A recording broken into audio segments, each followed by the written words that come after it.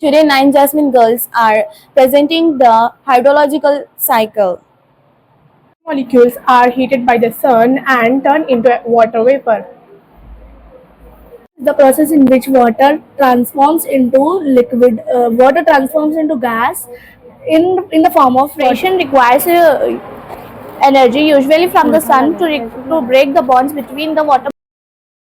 Greater surface area of liquid leads to evaporation because more molecules are imposed to the environment.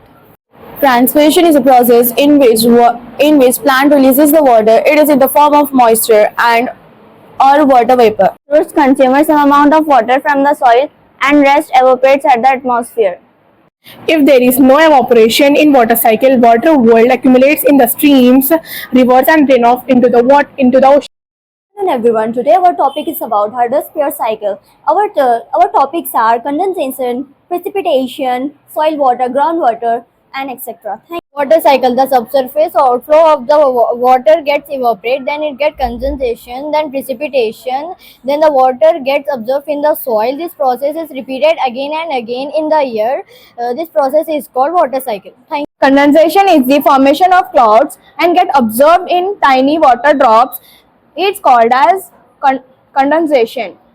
Mechanism for the transportation of the water is called precipitation. Under special treatment and methods, the flow of groundwater is much slower than runoff.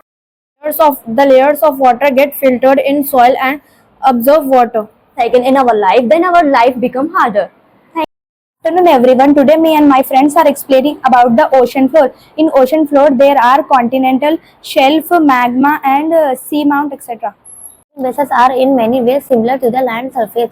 They are measures mountains, terrace in many ways. Um, they are four types. Is an external of land near the coast that is actually submerged under the ocean with depth of 200. The continental shelf is important because fish is more in the region. Equatorial natural gas are formed here. Seaport is responsible here. Chill slope is the slope between the outer edge of the continental shelf and its deep ocean floor. It is spread from 200 meters and 3000 meters. also known as abyssal plain. It is an underwater plain on the deep ocean floor, usually found at depth between 3000 meters to 6000 meters. Treasures are the deepest part of the ocean. They are found more close to the continent. Depth of oceanic deeps are 3000 meters. They are called oceanic deeps.